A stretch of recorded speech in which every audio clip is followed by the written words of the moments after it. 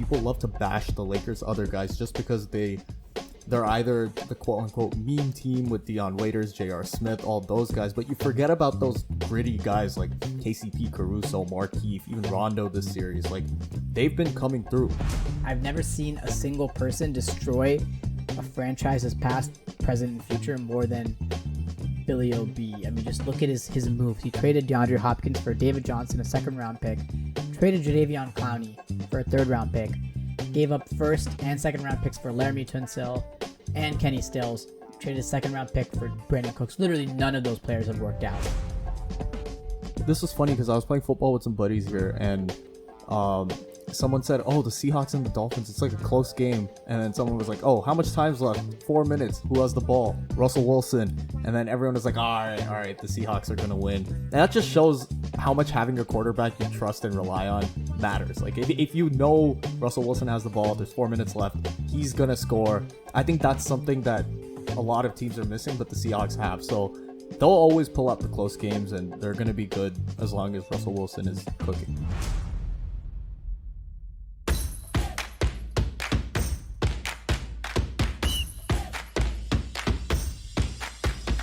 Hello, and welcome to another episode of the Locked In Podcast. My name is Ani. My name is Shri. And we had two absolutely crazy-filled weeks in sport, but particularly this past weekend and this past week. NBA Finals Game 3 and Game 4. The Lakers in a commanding 3-1 lead, but the Heat managed to steal a game from the Lakers with Bam Adebayo and Goran Dragic out. So really excited to talk about that. Lots of NFL news to talk about as well with regards to NFL Week 4, what happened, and then previewing Week 5. But first, let's jump right into the NBA. And Game 3 was a doozy. Miami won that one 115-104 on Sunday. LeBron James, 25 points, 10 rebounds, 8 assists. Anthony Davis, 15 points, 5 rebounds, 3 assists. Did not step up. AD didn't. Jimmy Butler went off, 40 points, 11 rebounds, 13 assists.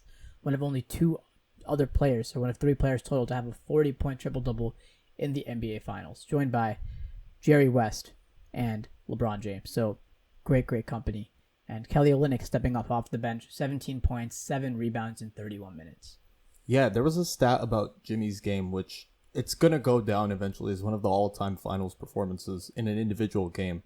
But it's the first time LeBron James has been in the finals that he hasn't led in any of the points, rebounds, or assist categories in a finals game. So in any finals game LeBron has played, he has led both teams in at least one of those three categories. But this is the first time that didn't happen, which just says a lot, one, about Bron's dominance throughout last decade, this decade, but also about just how incredible the game Jimmy Butler played. Like, he single-handedly put that Miami team on his back. His aggressiveness was really noticeable, at least in the first quarter, when, Butler's normally looking to facilitate with all the shooters on that team. He's looking to drive, kick, make plays for others, run some offense through Bam. But in this game, when Bam wasn't playing, Jimmy had to do what Jimmy Buckets of Chicago used to do when Rose was sitting out with injury. Like, he took the primary offensive load, and I really loved seeing that. Like, an aggressive Jimmy Butler is just better for this Miami team. We've all heard the story of Jimmy Butler taking the Minnesota Towel Boys and beating the starting five for the Minnesota Timberwolves other than him in a scrimmage in practice. And that aggressive alpha Jimmy Butler has sort of been ingrained in our minds. But honestly, during these playoffs, Jimmy Butler hasn't needed to be that ultra aggressive person. My brother always complains when Jimmy Butler drives, instead of taking the layup, which he did in Game 4 and which he did a lot in Game 3. Instead of taking that layup, what he ends up doing is turns around and kicks the ball back out.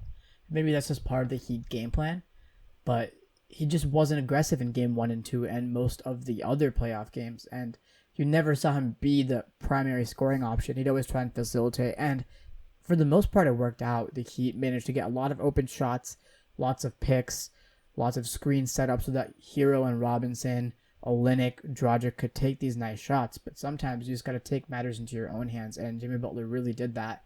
Also, again, Bam Adebayo out, Goran Dragic out, and the Heat managed to take a game with both those players out. We thought Bam might have come back for Game 3. he just wasn't able to. And really got to credit that Heat bench. Myers Leonard, Duncan Robinson, Tyler Hero, Kelly Olynyk. Some of those players were starting, but still, those young guys really, really stepped up. Duncan Robinson, Tyler Hero, and then Myers Leonard and Kelly Olynyk, especially in Game 3, stepped up and really, really brought the Heat back into the series, making it 2-1. Well, one of the things I love about Olynyk's game and what he brings to this Miami team is that every team he's been on, he's always found a way to carve out some rotation minutes. And as a stretch big man in this league, you're always going to have that chance. And Myers Leonard started almost every game for the Heat during the regular season. And seeing him in the bubble with his energy off the bench and just being that vocal presence for the team despite not really playing that much, I think it was nice to see him get rewarded. And he had a really nice stretch of 7 points in 7 minutes. Ultimately, those points ended up being extremely useful. It was a tight game throughout until the Heat really pulled away late in the fourth. But credit those guys. Duncan Robinson, he doesn't even have to be making shots to provide an impact for this team. Just the mere threat of him coming off screens and creating havoc on the perimeter for those Laker defenders, I think it really opens up Miami's offense a lot. And what he does in addition to just stretching out the floor and shooting threes is he has a really good sense for playmaking. When he does drive, yes, he doesn't do it often, but he has the ability to get others open shots as well. So I really like what Duncan Robinson's been doing and growing throughout the season. Nice to see Miami get rewarded with a really, really good effort in Game 3. Yeah, I know. And I think AD specifically was in foul trouble a lot of the game. Ended up only shooting 9 shots the entire game, which was really surprising. Right. So they managed to limit him without having Bam in. Again, credit that Miami defense and also the referees for allowing AD to be in foul trouble the entire game and not really put up that volume shots. So it was. And I think the biggest storyline that came out of Game 3, which kind of makes sense seeing that it was the LeBron James-led team in the finals, is that LeBron James walks off the court with 10 seconds left. A lot of people had things to say of, that's not being a good teammate, that's not being a good sport, whatever. LeBron James chalked it up to frustration, and a few other players walked off the court as well before the actual game ended. But I think LeBron James was just mad. He was mad because he knew that they shouldn't have lost this game. Maybe Game 4 when Bam was back, but Game 3 without Bam and Dragic, they shouldn't have lost that game. And again, credit Miami, credit Spoelstra, credit that young team that I think if they don't end up succeeding this year, will definitely be the number 1 seed or a threat to be the number 1 seed in the East next year. Number 1 seed, maybe not, but they'll be in the mix for a conference finals berth for sure. I still think there's regular season teams and there's playoff teams.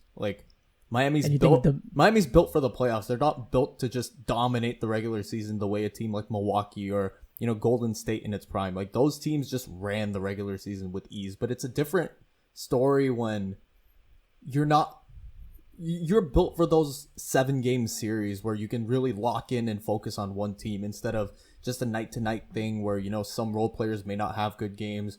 And we know with Jimmy Butler, he's a star, borderline superstar right now, but he doesn't score the way your typical superstar does.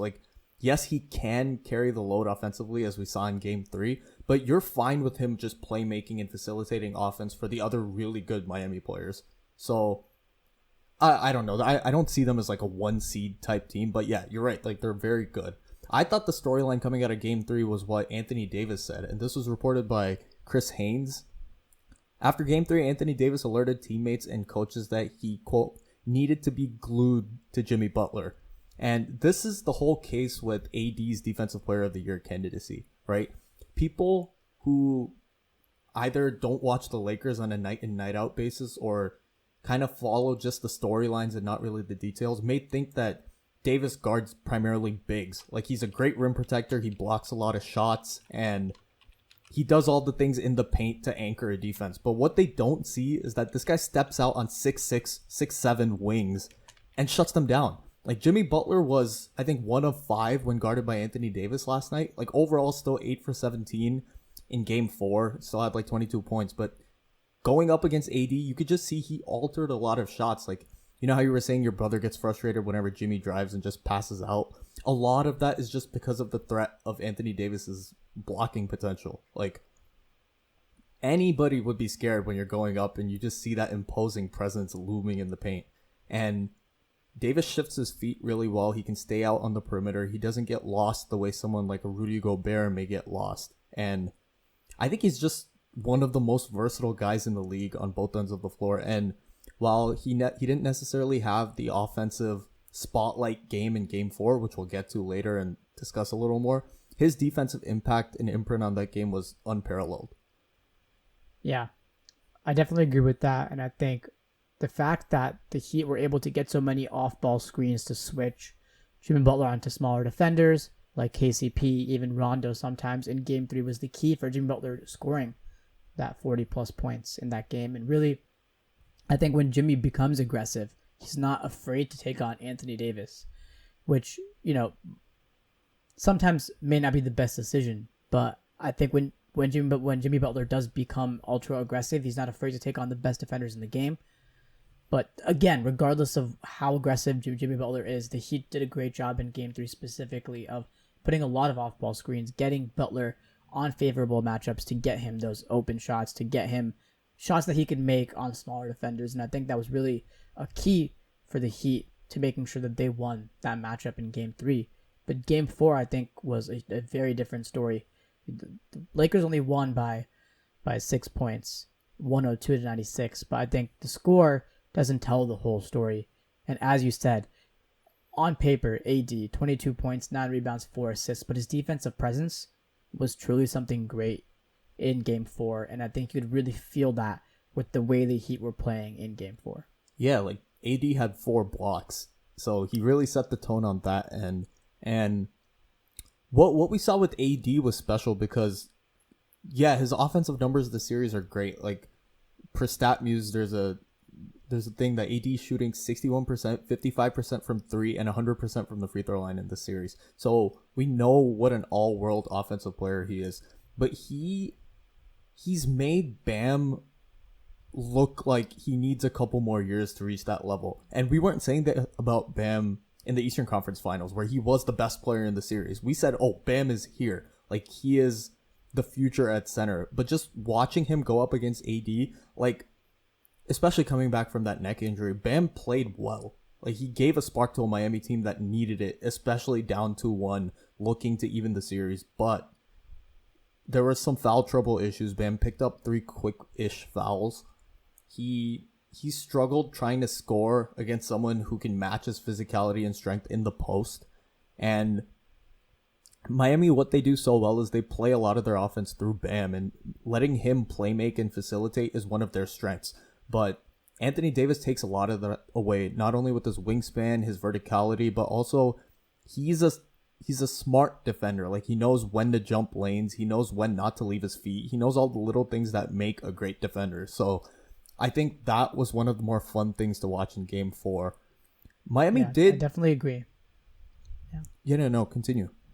Oh, I was just gonna say that I think one key piece of what you were talking about is how smart a defender AD is the fact that Bam only had 1 assist. 15.7 rebounds, only 1 assist, and we kind of refer to Bam as Point Bam.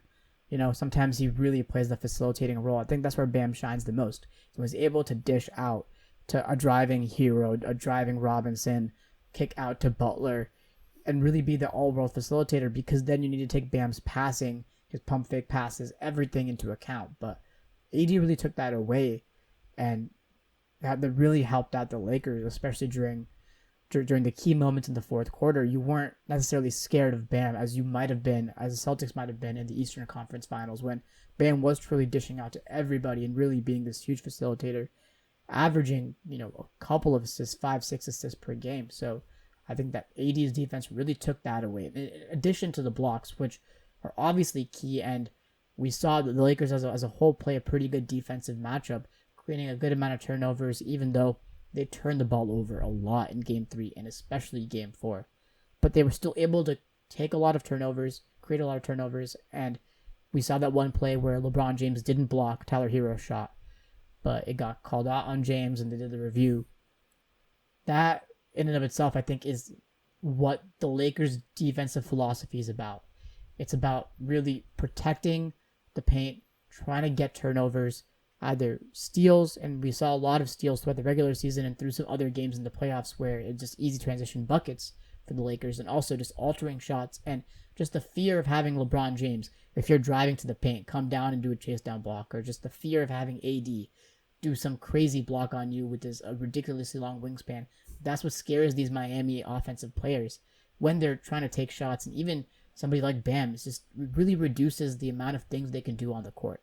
And we saw someone like KCP really, really, really step up in Game 4, play a pivotal role. We'll talk about LeBron James and Anthony Davis in a bit, but we've been, as Lakers fans, we've been talking, and I'm not talking about you, I'm talking about me and all the Lakers fans, talking a lot of smack about Danny Green and KCP, especially from the regular season towards now. And KCP has a lot of jokes about him, but he really, really stepped up. He had, 15 points, 3 rebounds, 5 assists, played some really, really good defense, some really good switches, and, Irvin Magic Johnson said it best. The hero of the game was KCP scoring 15 points and 5 assists. He really hit some tough shots and really, really turned it around for the Lakers, but also want to credit LeBron James. He didn't have the greatest first half, but he came back, 28 points, 12 rebounds, 8 assists, almost another triple-double. He's essentially averaging close to a triple-double, close to a 30-point triple-double during the series, and we know that this wasn't his best basketball, but he really also stepped up in the fourth quarter for the Lakers. I'm going to tie in LeBron, Dwight Howard, and the Lakers' other guys in a strange way. So we saw the Lakers start Dwight, right? And we saw Bam return from injury. Bam he came out the gates hot. Like, Miami was going through him. Like, he was messing up the Lakers' defensive coverages, because when Jimmy and Bam run their pick and roll, the defenders, at least in that situation, were Anthony Davis and Dwight Howard. And AD can switch, but when Jimmy gets Dwight on a switch, he just drives around him. Like, I think one of the first baskets of the game was they ran a pick and roll, switched it, and Dwight got called for a foul when Jimmy scored a layup. So I think very early in the game, Frank Vogel noticed that Dwight Howard would not be able to play heavy minutes in this game. And that's when he went to Markieff Morris. And the nice thing about Morris is that, 1, he's a very switchable defender. 2, he can hit the threes. And he's been doing that all finals long. Like, people love, like you said, people love to bash the Lakers' other guys just because they're either the quote-unquote meme team with Dion Waiters, J.R. Smith, all those guys. But you forget about those gritty guys like KCP, Caruso, Markieff, even Rondo this series. Like, they've been coming through. Like you said, KCP, really good defense. He's just chasing guys on screens all the time. He's making it hard for other people to get dribble penetration. He's irritating Duncan Robinson. And on the other side, he's hitting open threes, which is all you can ask for if you're a Laker fan. I know Danny Green is still kind of struggling. Got a couple of dunks, a couple of easy plays. He played some good defense, Danny Green, but KCP was the unsung hero of this game. Alex Caruso is just always smart on the basketball floor, knows exactly what reads to make. I've said this about Caruso before on other pods, but I just love the way he fits into this Lakers puzzle. And then Rondo, like, we've discussed the chemistry with him and AD before, but he's starting to look more like the pesky Rondo on defense that we saw in Boston, compared to this shell of himself that his first year with the Lakers, even when he switched between teams, the Mavs, the Kings. We didn't get to see that Rondo, but now in meaningful playoff basketball, Rajon Rondo is either the 3rd or 4th most important player on this Lakers team. And last but not least, Kuzma. Like, he's been playing really, really well these past 2 games. Game 3, I know they lost, but he had 19 on very efficient shooting, knocked down some open threes. Continued that in Game 4. I thought he played a really good game on both ends of the floor. And this LA team, I think we underestimated their other guys a little bit. Like, I think they heard all the Twitter criticism, all the bashing that you and I and all the basketball pundits around the world, they say, but they've responded, man. I really liked it. I think I was accurate on my criticism. I talked about how Rondo is the 3rd best player on the Lakers. I agree with that, and he really, really stepped up. I thought that Kyle Kuzma wasn't that good, and although he did step up in Game 3 and Game 4, he did have a pretty good game. Still, he needs to step up a lot more. And KCP did step up for 1 game. Congratulations, KCP. But Danny Green still did not step up at all. But Caruso, I also talked about how Caruso's really, really good as well. So I think I was pretty fair in my criticism. I think most of it still holds up. 1 game doesn't change much. But towards the end of the game, I think really AD helped close that game out. LeBron with his playmaking, of course, and he did score some clutch points down towards the end, but Lakers only had 102 points. It was really the defense that helped close that game 4 out. And AD was plus 17. Really, really had some fantastic defense towards the end, blocked some shots, altered some shots, made sure that the Heat essentially were not able to score towards the end of that game. And I think AD is the biggest reason why they won this game. He didn't put up a 30 or 40 point game like he usually does, but he was everywhere. And we can see that on the stat sheet, plus 17. And I think you could feel if you watched the game, instead of just looking at the stat sheet, that his presence was everywhere. And it was really something great to watch. Yeah, I don't know. Like, we haven't talked about LeBron too much, but the way he got those other guys involved in this game was, I think, exactly what LeBron James has been doing his entire career. We know the scoring, we know the rebounding, but the number one aspect of LeBron's game that it's just unparalleled is his passing ability, and that's how he made his money in this league. Like, after the turnovers in the first half, I was thinking, oh, is LeBron locked in? Is he engaged? Like, is it just something like nagging at him? Is it some injury? But he came out the second half looking to get other guys involved. And whether it's LeBron in the post, dishing out to all the three-point shooters, or breaking down the Miami zone, which has been surprisingly inefficient against a Laker team that obviously came prepared, ready to dissect the zone. I thought LeBron was phenomenal in the second half, and the 28 points aren't it. I don't think it's the what did he have, 10 rebounds? No, 12 rebounds. I don't think it was that. The 8 assists were all just very timely, good passes to open three-point shooters who need the confidence to make the open shots. So I thought LeBron played a great floor game. And this brings me to one of my next questions, which is the finals MVP race, right? I'm not discrediting Miami right now. I think there's a chance they can come back, but I think it's slim against this Laker team. If LA wins the championship, I currently have Anthony Davis as finals MVP for his defensive impact, because I think that changed the course of the series. Like, Miami came into this game one of the best offensive teams in the bubble. They play offense like the peak Golden State Warriors. Their ball movement when they drive, they're not always looking to just get layups. They'll kick out, find open three-point shooters. You know, with Duncan, Tyler Hero, irrational confidence Tyler Hero, might I add.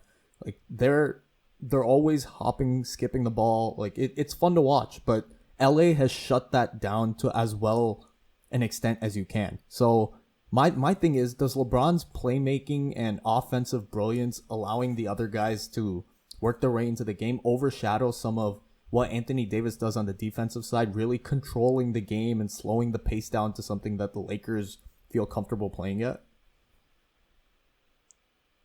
I don't think the finals MVP matters if the Lakers win this ring, because I think both AD and LeBron have played fantastically. And I think going into this, the one question you had is, could the Lakers keep up with this Miami offense? If Miami was allowed to fire on all cylinders, this Lakers team hasn't been the best at shooting during this playoff run of theirs. So would they be able to keep up this offensive firepower that wouldn't necessarily work? Maybe Bam would neutralize AD on offense. LeBron needed to step up. And again, LeBron's averaging like 28 points during the series, 10 rebounds, close to 10 assists. He's had a triple-double already in this finals. And so on the offensive side of the ball, LeBron has really taken that primary playmaking role. And Rondo has definitely helped out when LeBron James has been on the bench as well. But LeBron James has been that firepower on offense. Although AD did have a 30-point game in Game 2, and he almost shot perfect the entire game. When the fourth quarter came around, AD was silent. And it was LeBron James that had to step up. And we saw him step up towards the end in Game 5 against the Nuggets. He really hit a lot of crucial shots in the last few minutes of the game to close that game out. So I think we have to credit LeBron James here on the offensive side of the ball. However good AD's been, and AD has dropped some numbers during this final series, and people were talking about how crazy he had Game 2.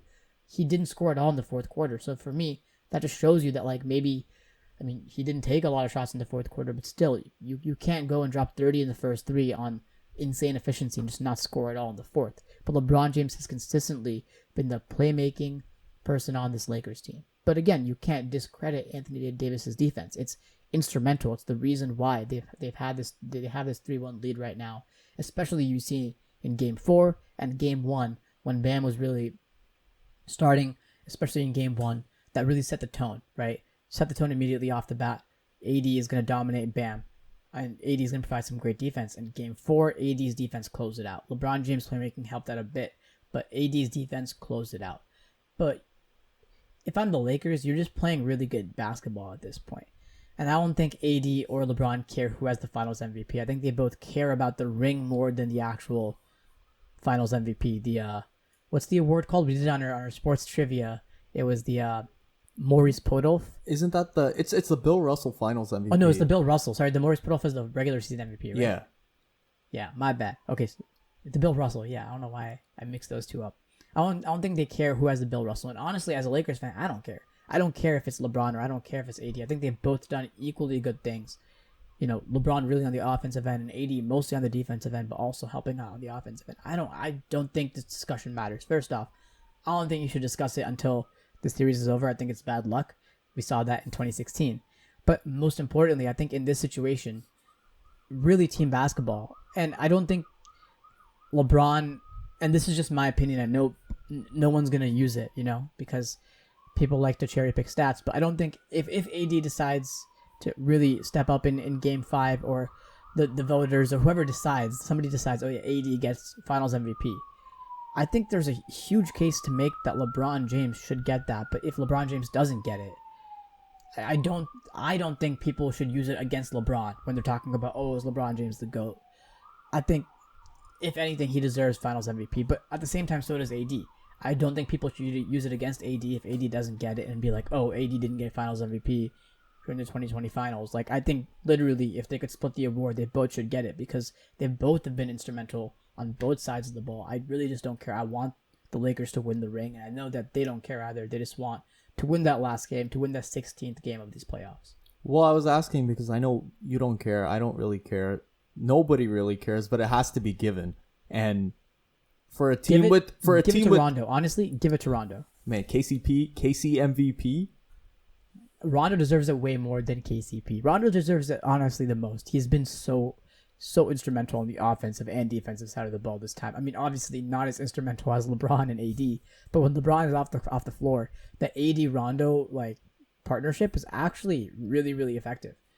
And I mean, I really am admiring Rondo for stepping up these playoffs, and he's been hitting clutch shots, clutch jumpers, clutch 3-point shooters. Like, remember in 2008, 2010, when the Lakers played the Celtics in the finals, you'd never, like, everyone would just leave Rondo open and he would miss that three. Now he's draining that three.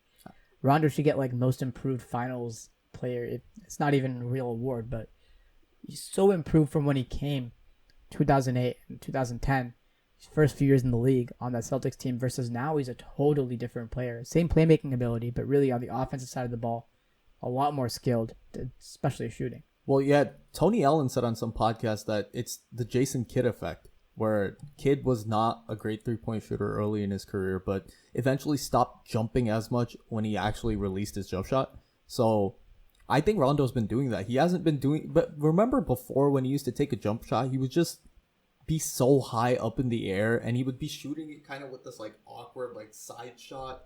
But now it's more fluid. He's not putting as much leg into it. He's kind of extended his range. So, good for Rondo. But last thing I wanted to talk about regarding this series before Game 5.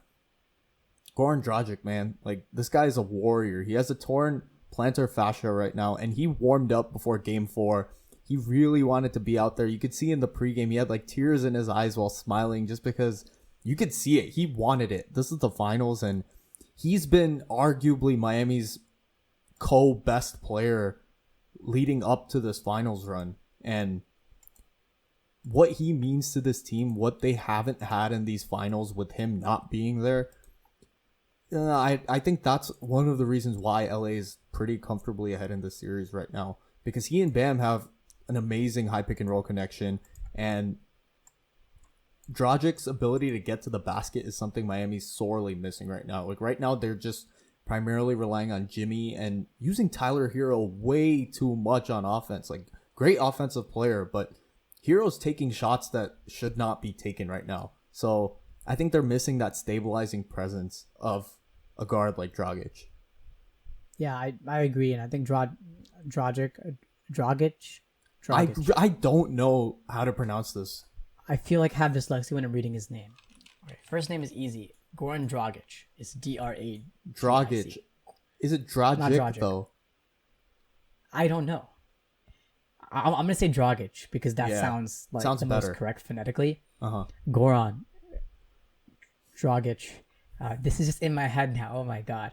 He really stepped up. He had some clutch shots during the Celtics matchup. Remember when he hit that like fadeaway over Tice as the shot clock was winding down, and was it game 1 or game 2, and just really, really stepped up. So he's really missed. And Kendrick Nunn is playing well, but not playing as well as his first team all rookie sort of campaign in the regular season. But still, I'm glad. I'm really happy for Kendrick Nunn. I know that it was a hard road to recover from COVID-19 for him, so I'm glad that he's stepping up. But yeah, he's really, really missed. And I think if the Heat can re-sign him on a 1-year deal, they definitely should, because I think he's an integral part of this team. And whoever gets him next, I don't know where he's going.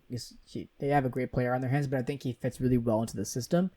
Again, if he was in, I think the Heat would have taken the series. But without him, he's sorely missed. I think the Lakers are going to take this in Game 5, possibly Game 6. We'll see how everything happens, but the Lakers have a history of winning in 5 games during this playoffs, so it seems like they might close it out in 5 games. That's what I think based on prevailing history. I wouldn't be surprised if Miami takes another game, maybe even 2. This Miami Heat team is anything but a pushover, but just based on the way that the past few games have gone, it seems to take a Herculean effort almost from Jimmy Butler and some bad offense and some sloppy defense by the Lakers to give the Heat a game. So I don't know. I feel like it might go in 5. It'll be fun to watch though. Like I'm glad Miami's at least made it a series. Like I just didn't want it to be straight 4-0, 20-point games every single time. So this Miami team's here to stay. They'll be back, whether it's in Game 5, Game 6, or even next season. I'm excited for the future of that team. But enough basketball. We're going to be moving on to another league, and that is the NFL. We're going to do our usual, I think now it's officially called 2-minute drills. Like we're going to be... But before the 2-minute drill, we got to do this halftime show because we got to talk about one thing in depth because I'm still really mad at something you said. But first off, biggest news of the week. Billy B.O.B., Billy O'Brien, general manager, head coach, and play caller, which he just promoted himself to, which I didn't know you could do, but essentially he did. Now got fired as the Texans, again, general manager, head coach, and offensive play caller. Romeo Crennel has taken over that role. Finally, McNair, owner of the Texans, has decided enough is enough. But, I mean, I've never seen a single person destroy a franchise's past, present, and future more than Billy O.B. I mean, just look at his moves. He traded DeAndre Hopkins for David Johnson, a 2nd-round pick, traded Jadeveon Clowney for a 3rd-round pick, gave up 1st and 2nd-round picks for Laramie Tunsil and Kenny Stills, traded a 2nd-round pick for Brandon Cooks. Literally none of those players have worked out, except maybe David Johnson's been having a okay season, but the Texans are 0-4, right? They're 0-4, and they don't own their first 2-round picks. So it's just like, what are they going to do next? They're probably going to get the first pick of the draft. If not them, the Jets. They'll get the 2nd or 3rd pick, but get a top 5 pick almost guaranteed, and they don't have that. The Dolphins have that pick. It's just crazy. Well, here's a Billy O'Brien stat, and this is per ESPN Stats and Info. He's fired after an 0-4 start. Houston is 0-4 for the 3rd time in franchise history, also 2008, 2005. And he's the first head coach to be fired within the first 4 games of a season since Joe Philbin in 2015. The other coaches on this list since 1989, 3 of them are Raiders coaches. 2014 Raiders, Dennis Allen. 2008 Raiders, Lane Kiffin. And 1989 Raiders, Mike Shanahan. This is obviously a trend, but Bill O'Brien has just not been good. With or without DeAndre Hopkins, with or without Deshaun Watson, whether you're starting TJ Yates, whether you're starting Matt Schaub, I don't care. He has not made good football decisions for the Houston Texans. Remember what I said long ago when we first recorded this podcast that maybe trading DeAndre Hopkins would allow Watson to expand his game and find other receivers, Will Fuller. Which I said was a terrible take, and I feel like I stand by that, and you have to eat those words right now. I will eat those words, but I think the firing of Bill O'Brien isn't just this DeAndre Hopkins thing. It's just, like you said, it's an avalanche of bad moves that have screwed a franchise with a really bright star at quarterback. They're wasting away some of the early good years of Deshaun Watson's career by not investing money in a good offensive line, not surrounding him with weapons that can really take this team to the next level offensively. And they've lost so much defensive talent. Like, Jadeveon Clowney was supposed to be a franchise player. Mind you, he hasn't panned out the way everyone thought his career would pan out. He's still like a Pro Bowl, all-pro type player. And I don't remember when they let him go, but it seemed kind of ridiculous when that happened. So it's just moves the like... The Jadeveon Clowney thing, for me, I think they should have let him go because I don't think it would have been worth it to sign him to a contract. And the same thing the Chargers went through, right, with Melvin Gordon, is they didn't want to sign him to a huge contract. But I think they could have gotten a lot more for him than what they did. But, I mean, the Texans right now are spending $255 million in cash on their roster, more than any other team in the NFL. This is according to Field Yates. And they don't have their first and second round picks. They're 0-4. So just... And the thing about Bill O'Brien is he's the general manager. He's the head coach. He's the offensive play caller that he promoted himself to. That he kind of set up the offensive play caller that was currently calling plays for the Texans. It was kind of a setup because they had a really hard schedule, right? They had, the Ravens, they had the Chiefs, and then they had the Pittsburgh Steelers. So if it didn't work out in those 3 games, Bill O'Brien knew, yeah, of course, I'm just going to let that guy take the fall. I'll be the offensive play caller. But another crazy thing he did, which I'm just still super confused, is he was really involved in the contract and negotiation side of the Texans, which general managers and head coaches generally aren't involved in, right? Like, he signed Tunsil, like him personally signed Tunsil to this precedent-altering contract, paid him so much money. And he traded away an equally competent left tackle for Tunsil, who they could have paid literally 2 times less, right? So for half the price, they would have gotten a guy that essentially has the same stats as left tackles do in terms of how many how many sacks they give up and their blocking rate and all that stuff. An equally competent left tackle, they could have kept him for lesser money, but instead they signed Tunsil to this huge, crazy contract.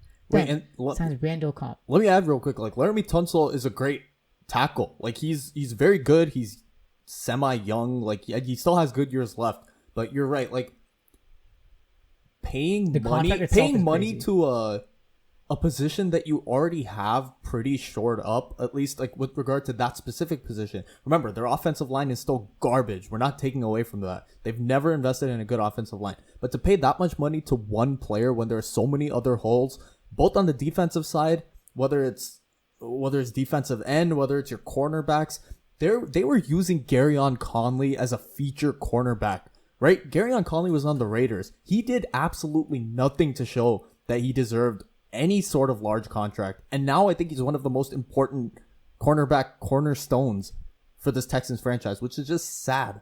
Like, this is criminal what Bill O'Brien has done to this Texans organization. Yeah. And like signing Randall Cobb, mistake, right? He was only good because of Aaron Rodgers. Actually, that's not true. Randall Cobb was really good, but he's obviously declined. It's like Brandon Cook declined as well. It's like, it feels like Bill O'Brien's living in 2015, like signing Randall Cobb, David Johnson, Brandon Cooks, like Laramie Tunsil, who was a huge draft prospect then. Like, it just seems like he's literally living in 2015. I don't understand why he made these moves, and I just feel so bad for Texans fans, man, because he screwed over their entire franchise and its future, and he can just leave with no repercussions and millions of dollars. It just isn't fair. It really isn't fair, and I feel bad for Deshaun Watson and J.J. Watt. J.J. Watt, Pat McAfee said today, if he ran for mayor of Houston, he probably would win. But that man has put so much effort into this Texans franchise and brought them their first playoff win and 2 NFL Defensive Player of the Year awards, close to an MVP award, which is crazy for a defensive player, but he really was that good. And when the hurricane hit, in Houston, when Hurricane Harvey hit in Houston, he pulled together so much money to help rebuild that city. And apparently he was really instrumental in helping fire Bill O'Brien. He yelled at Bill O'Brien on practice, and he was instrumental, but I feel bad for him. He wasted his years. This Texans franchise that gave him nothing. 1 playoff win, 2 playoff wins, like a few playoff wins here and there. And remember, this year has been terrible for the Texans. They had a 24-0 lead against the Chiefs, and they squandered that. They haven't won since that Bills game on the 4th of January. They basically gave away their entire future. They signed some terrible contracts. Like, what do the Texans do after this? Like, they have Romeo Crennel now. They just hope for Eric Bieniemy? Like, is that they just pray and hope that Bieniemy wants to work with Deshaun Watson and build him up just like he sort of helped Patrick Mahomes?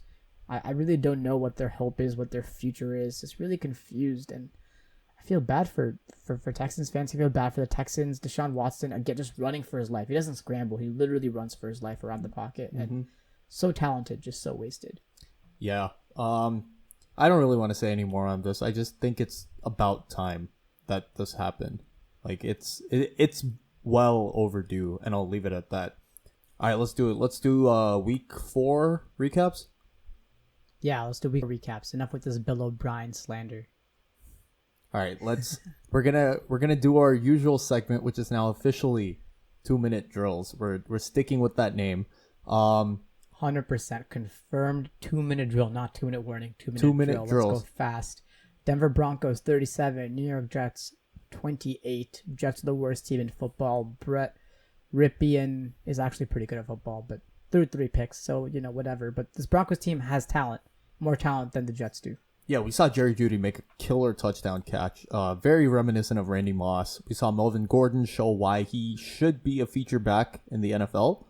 And we also saw a pretty good Sam Darnold rushing touchdown. But aside from that, no real bright spots for the Jets. Their season looks really rough.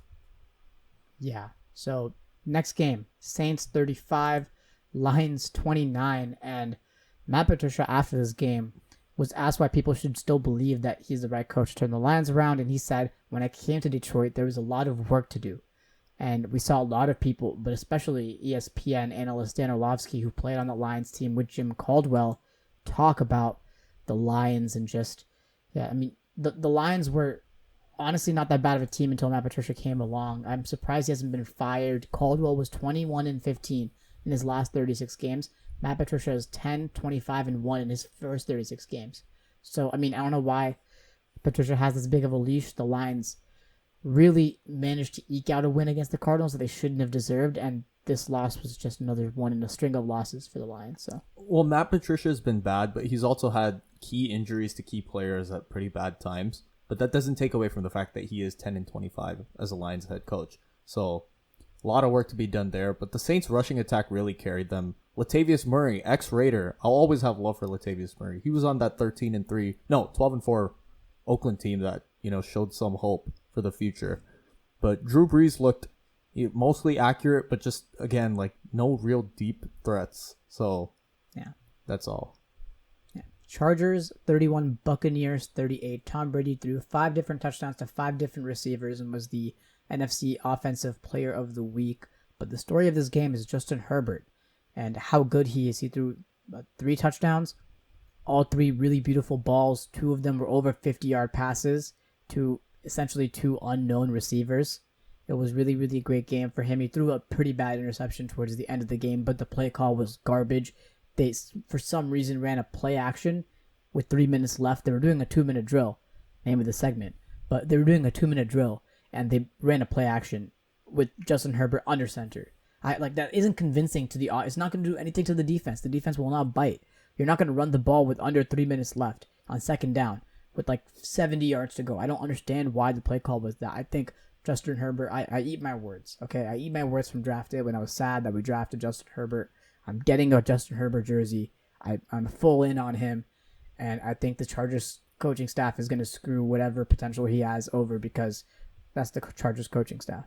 Chargers continue to lose very winnable games. Blew another lead in this game. What was it, 24-7?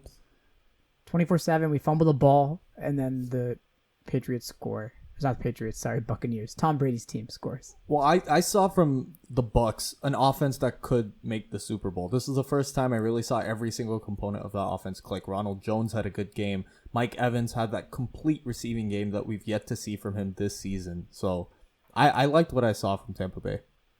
No Chris Godwin, too. So Scotty Miller had to step up. Shouts out to Scotty. Bengals 33, Jaguars 25. I was right on this pick. You picked the Jaguars, but I believed in Joe Burrow, and he stepped up. Joe Burrow's the answer, man. Joe Burrow with a viral tweet after this game, I like winning. So we know what Joe Burrow He won likes. a lot at LSU. They do have the same record as the NFC East leading Philadelphia Eagles, for all that's worth. Vikings 31, Texans 23. The loss that really spurred the firing of Bill O'Brien potentially. Vikings get their first win, and surprised that the Vikings were able to get this win. Justin Jefferson really stepped up, so good for him that he's stepping up. But yeah, Adam Thielen had another great game, and the Vikings offense is starting to click. Like of all the teams that were 0-3, where if you go, okay, which of these 0-3 teams could make a run at the playoffs? I think the Vikings are a very likely threat for that, just because they've underperformed far beyond anyone could have expected. Like, I think they know they're better than this. So maybe this is their little quarter season spark. definitely. Seahawks 31, Dolphins 23. A lot closer of a game than we thought that the Seahawks team would have in Miami. So very, very confused. But Seahawks managed to win this one. So congrats to Russell Wilson, who didn't throw 5 touchdown passes like he usually does. This was funny because I was playing football with some buddies here, and someone said, "Oh, the Seahawks and the Dolphins, it's like a close game." And then someone was like, "Oh, how much time's left? 4 minutes. Who has the ball? Russell Wilson." And then everyone was like, all right, the Seahawks are gonna win. And that just shows how much having a quarterback you trust and rely on matters. Like if you know Russell Wilson has the ball, there's 4 minutes left, he's gonna score. I think that's something that a lot of teams are missing, but the Seahawks have. So they'll always pull out the close games, and they're going to be good as long as Russell Wilson is cooking. Browns 49, Cowboys 38. You got this one right. I got this one wrong. I mean, not that I didn't believe in the Browns, but yeah, I didn't believe in the Browns, and their rushing attack is too much. Well, we have a history of believing in the Browns and the Browns disappointing us, but this year feels different. I just think they started out the gate slow. Odell Beckham had one of the most complete games I've ever seen a player have. 2 carries, 73 yards, and a touchdown. 5 receptions, 81 yards, and 2 touchdowns. And he's starting to look like the dynamic weapon that a lot of people expected when he got traded to the Browns. Panthers 31, Cardinals 21. Teddy Bridgewater pulling out another win for Matt Rule on this Panthers squad that's now 2-2. And Kyler Murray in the Cardinals squad that started out 2-0 is now 2-2. Very confusing sort of reverse trends for these two teams. We'll see how this Cardinals squad shapes up, but this Panthers team, after that win in LA against the Chargers, really seems to have stepped up their level of football. Yeah, the Panthers are, we forget they're missing Christian McCaffrey, so right now they're not even their best version of themselves. But Teddy Bridgewater is a pretty good quarterback. I'm not putting him as like a upper tier quarterback or anything. He's good. Like, he will win you games. He's better than someone like maybe Tyrod Taylor. Like, he's a little more explosive than a player like that. So I think he's doing a good job managing a pretty young Carolina team overall. Yeah. Ravens 31, Washington football team 17. Dwayne Haskins with statistically pretty okay game, 314 yards. No touchdowns, but no interceptions. But this game was what led him to being benched now. That's the huge news of week 5 is he's now benched. He's a third stringer. Josh Allen, who No, right? Kyle Allen. Kyle Allen. Sorry, not Josh Allen. Kyle Allen. Too many Allens. Kyle Allen, who used to play for the Panthers and Ron Rivera last year, is now starting for the Washington football team. Alex Smith is the backup, and really relegation. And I think this game spurred it on. It's just the Ravens had some great plays. Lamar Jackson had some great plays, but it wasn't like Washington was out of it. It's 31-17 isn't that wide of a margin, but it's just they couldn't get any offense going. Yeah, the Ravens defense really showed their elite tier potential. And shout out to Alex Smith, man. Came back from a life-threatening injury, and we've seen the documentary on ESPN. We've seen what he's been through. So good on him for, making it back and now just a play or two away from being on the field. Giants 9, Rams 17. A very, very close game. I watched the end of this. Danny Dimes hit some dimes and then threw a bad pick. I was surprised that the Rams were almost... They almost lost this game, honestly. It was super close. I was just so surprised. Giants may have stumbled upon something. Their defense looked really good against a Sean McVay team that I think this is their lowest yard output in the Sean McVay era. So props to the Giants for executing their game plan. And it was funny what you said about Danny Dimes. Like, oh, I saw Danny Dimes. He threw some dimes and then he threw a pick. And that just summarizes what this guy's been doing the entire season. Yeah. Bills 30, Raiders 23. A closer game than I thought it would be.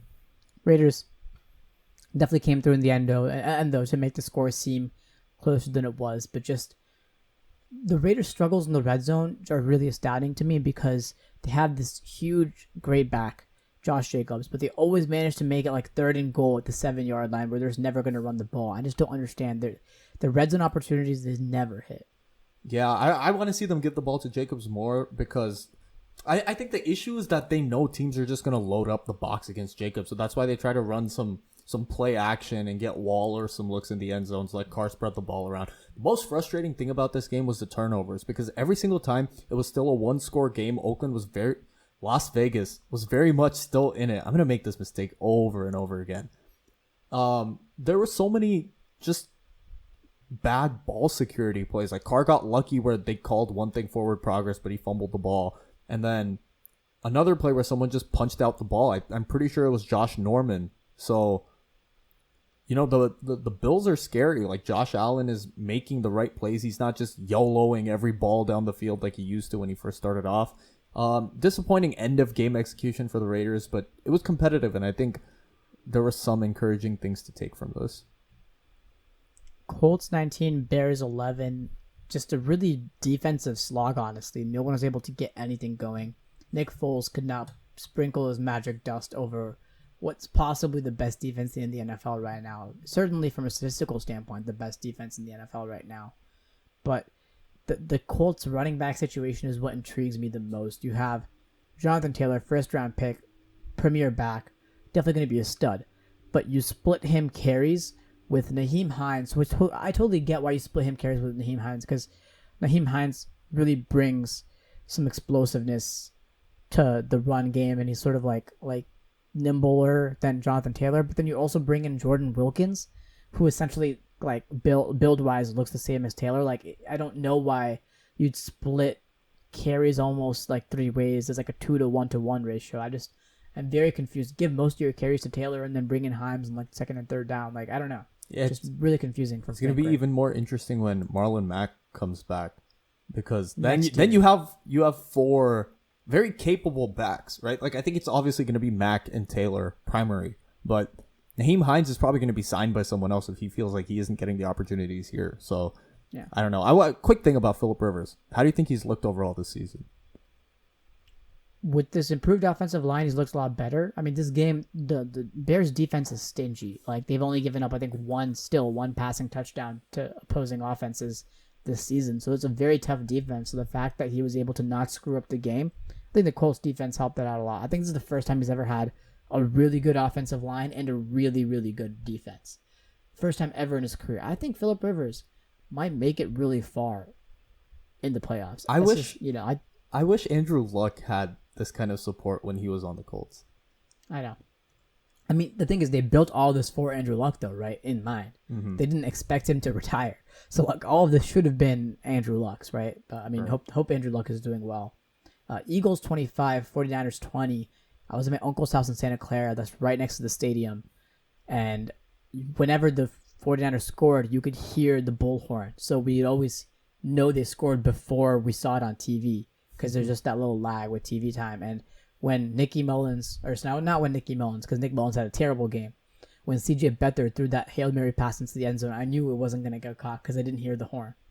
And so it almost got caught, gave me hope, and I was like, why am I cheering? I know what happened. But very interesting game. The 39ers really played like the 39ers, and the Eagles had a good game. Carson Wentz, beautiful dime to I don't know what the wide receiver's name is. Travis Their wide receiving Fulgham? core is Fulgham? what? Travis Fulgham? Yeah, sure. Yeah, Travis Fulgham. Yeah, that's his name. Really, really good pass to him. So I don't think Carson Wentz knows the name of the receivers he's throwing to this season. This is one of those games I was watching, and it was bad football for so much of this game. Like, I just wanted the game to be done. And yeah, Eagles needed this win. They're now in first place. Congrats to the worst division in football. Patriots 10, Chiefs 26. The game-changing play. There was a couple of them. One was Brian Hoyer being Brian Hoyer and thinking he had a timeout, taking a sack. Could have been 6-all going into halftime, was instead 6-3 Chiefs. Then, the most bizarre play I've ever seen. If I was a Patriot, I'm mad as not a Patriots fan that this call got called back when somehow Patrick Mahomes was ruled down. Like, he clearly fumbled the ball. It should have been an interception return for touchdown. If at the least, should have been a fumble where Patriots got the ball back, but instead happened to be, again, super confusing. Happened to be a sack, and the Chiefs punted it away, and Bill Belichick was mad about the wrong thing, so didn't realize what the actual call on the field was. Just like a crazy, crazy, crazy game. But I think one thing we've learned is no matter how good the opposing defense is, you cannot control Patrick Mahomes and the Chiefs offense for more than 3 quarters, right? And they managed to burst out in the fourth quarter after essentially not scoring a touchdown all game, and Patrick Mahomes really stepped up. And I was cheering for Jarrett Stidham. He had the great second throw into the end zone, and then just had one interception was not his fault at all. I think that kind of shook his confidence. The second interception, he should have skied the ball. He definitely underthrew that one, but I vote Jarrett Stidham as a starting quarterback. I think he brings way more to an offense than Brian Hoyer does, but Yeah, I agree too, because the Edelman, he threw it to Edelman, it just bounced off his hands and got picked. So that's all on Julian Edelman right there. But yeah, man, I don't know. I don't have sympathy for the Patriots not getting a call on a fumble-related play after the tuck rule. So I really could not care less. But yes, they did get screwed. That should have been returned for a touchdown. Packers 30, Falcons 26. Shoutouts to me. Falcons 16. Falcons 16, Packers 30. I know I said 36. I was too engrossed in the next thing I was about to say, which was, I was like, what if Devontae Adams, for fantasy-wise, doesn't play? Let me pick up somebody. I was like, Jamal Williams or Robert Tonyan? Let me pick up Robert Tonyan. Picked him up, started him in place of Devontae Adams when I saw he wasn't starting, which he had one hell of a subtweet, by the way. Even Aaron Rodgers was like, yeah, that was a great subtweet at the Packers, I guess, medical staff, coaching staff, I don't know who. Robert Tonyan with 3 touchdowns, and Aaron Rodgers is looking like the MVP. Like him, Russell Wilson, throwing Josh Allen, just crazy quarterback play going on in the first 4 weeks. And they have their bye week next, so hopefully for his sake, for Rodgers' sake, Devontae Adams comes back in week 6. But, Aaron Rodgers doesn't need anybody. He's throwing to literally no-name guys. No offense to Marquez, Valdez, Scantling, and Robert Tonyan and stuff, but just insane the stuff he's about to do. And obviously the Falcons just suck. So, Yeah, and I have Aaron Jones, and I've been starting him basically every week. He's just such a threat in the pass game now with basically no receivers. Yeah, I know, risky, right? One of the best running backs ever. Might have to consider starting him a little bit. But he's so good though. He's so good. He kind of came out of nowhere. I never heard a thing about this guy coming out of college or when he was recruited, how he was recruited. He just exploded on the scene. So yeah, good for him. Yeah. So before we go into our Week 5 preview, some things. Stephon Gilmore diagnosed with COVID-19. Second Patriots starter other than Cam Newton. Third Patriots player Jordan Ta'amu, who we talked about in one of the first episodes of this pod when we're talking about the XFL. So good throwback. Happy he's on the team. But no other Chiefs players, no other Patriots players tested positive. We'll see what happens to this game. Very, very curious. But yeah, there's some unconfirmed reports that the Titans practiced, or I guess they're confirmed now. The Titans practiced after the facilities were shut down. They practiced in a high school football field. Mm-hmm. So I don't know. Some COVID stuff is going on, and the Titans again have. I'm not sure if I said this before. The Titans have 2 new cases as well. So they had 2 days of no positive cases. Now they have 2 more positive cases. So that Bills game that they're supposed to be playing this Sunday could get potentially postponed again. maybe they have to forfeit the game. We don't know. And then Saints Chargers Monday Night Football game supposed to be in the Thunderdome, not the Thunderdome, the Superdome. Superdome. Yeah, in Mercedes-Benz Stadium in New Orleans. There's a hurricane that just hit Cancun, hitting that Yucatan Peninsula area of Mexico that's going up, Hurricane Delta, and so they might push that game, move that game to be in Indianapolis to play in Lucas Oil.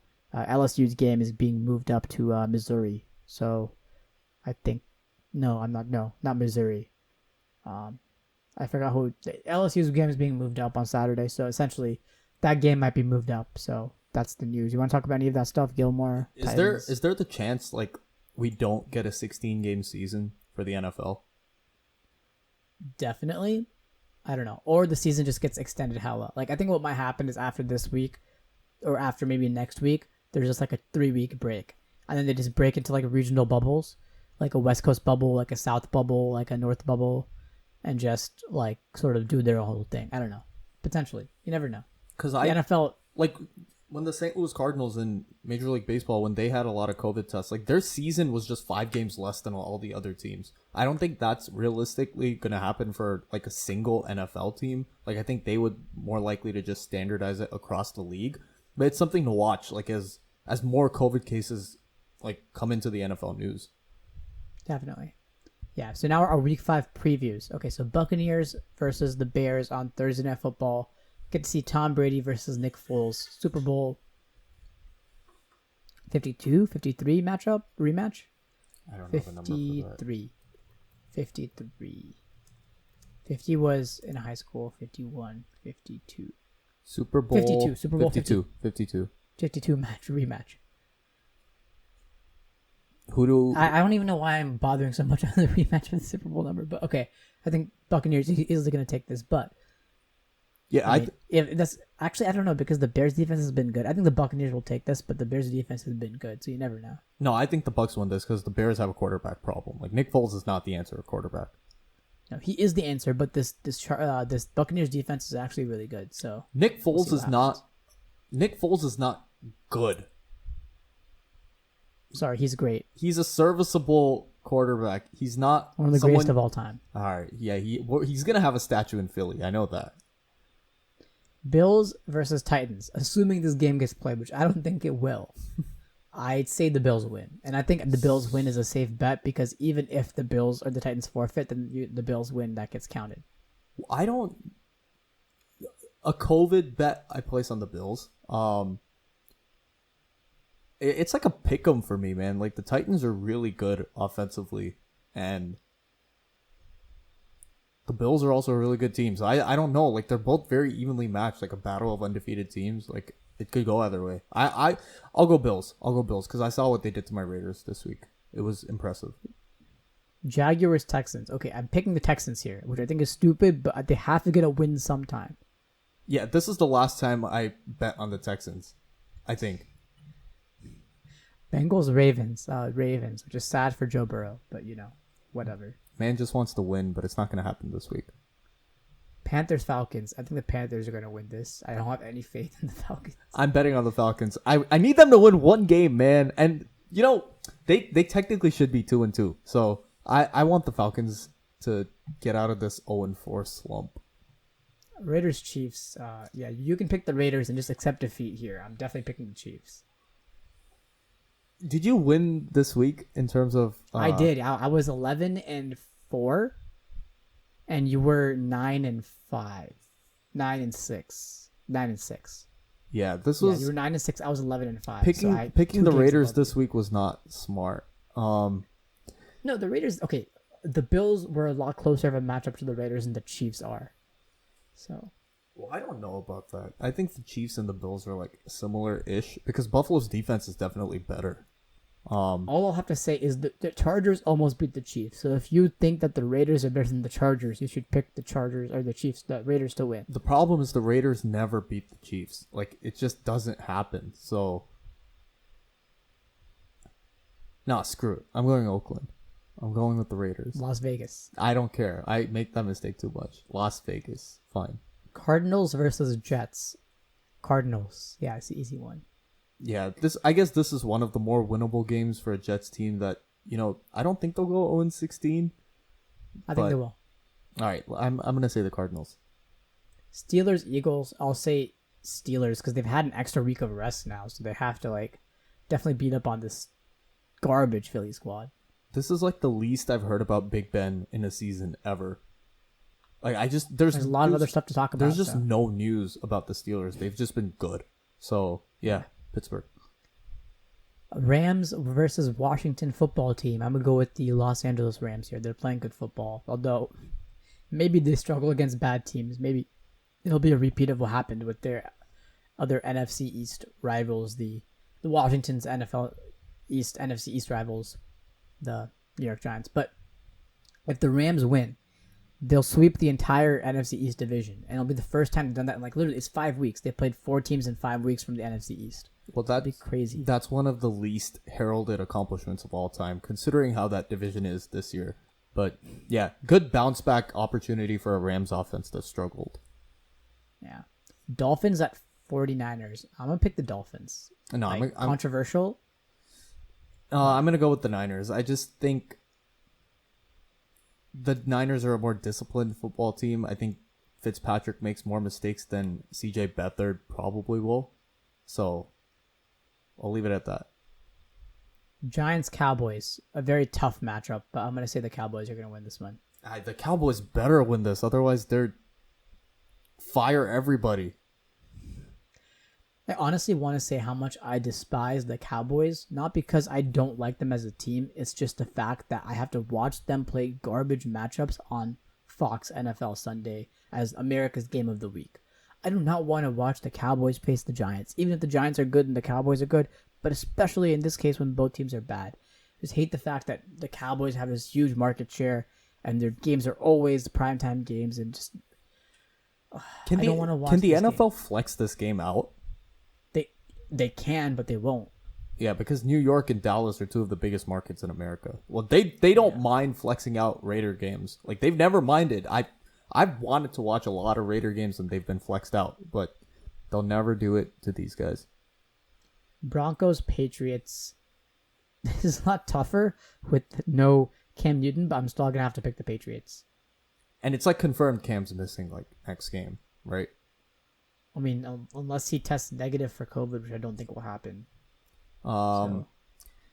Yeah, I'm going to go the Patriots. Well, Gilmore's out too. Yeah, but okay, sure. This is like a toss up, but I think the Patriots are a little better. The Broncos have a receiver and a half, so yeah, and that receiver and a half is Jerry Jeudy. He is the receiver and a half. Patrick is playing well though, so you never know. Okay, Colts Browns. This is a really tough one, honestly. I'm gonna pick the Colts because I think the Colts defense is better than the Browns defense. Well, I believe in the Browns offense. They've been firing on all cylinders. Baker's looked a little more comfortable in the pocket, making good plays. Receivers are really good. Jarvis Landry is probably the 3rd best quarterback in the league at this point. Trick play, Jarvis Landry.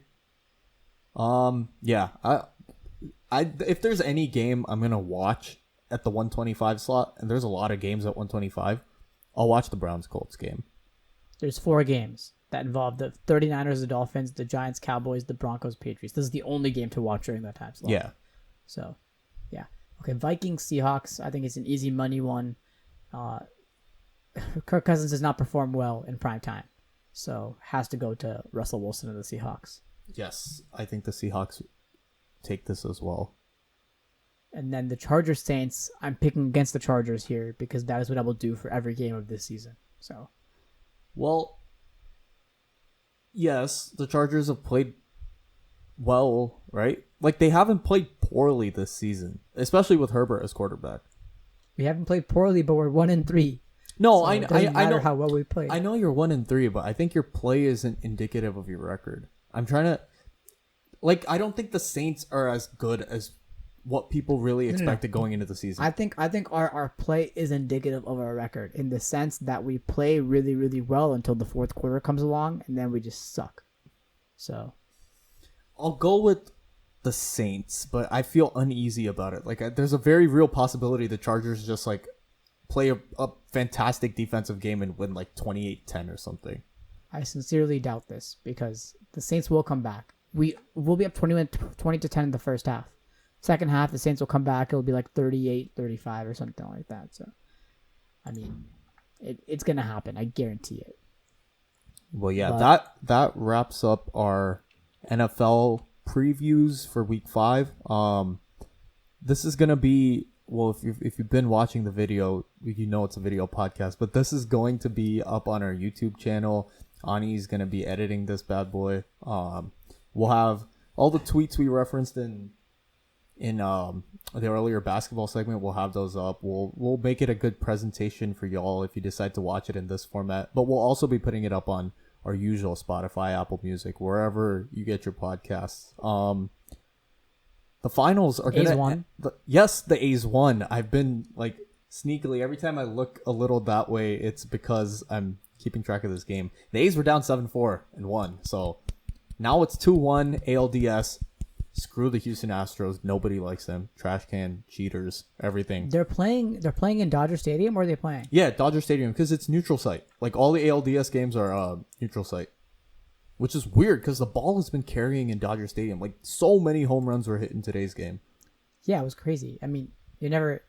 It's kind of like you're in Colorado, right? I don't know. Yeah, it's like it's Coors Field. Weird too, this, like, it's Coors Field, man. In the first two games, there were still a lot of home runs hit. There was the home run hit by the Astros. I was like, this does not feel like the Dodger Stadium I know. Well, yeah, it's very weird. It's been a home run derby in this series for sure. But yeah, the A's are officially now back in the series, which is fun. But yeah, that's the NBA Finals are going to come to an end, which means all our basketball content is just going to be draft, off season, and like hypotheticals, power rankings, all that kind of stuff. Remember when we were doing this early on when we were making podcasts? We were just talking about anything but real just power basketball. Rankings and power rankings. Well, yeah, we've come a long way since then. Ani, anything else? I really don't have anything to say. I just guess go Lakers. I mean, hopefully they win. But I mean, other than that, stay safe. Wash your hands. Wash your hands, people. Peace.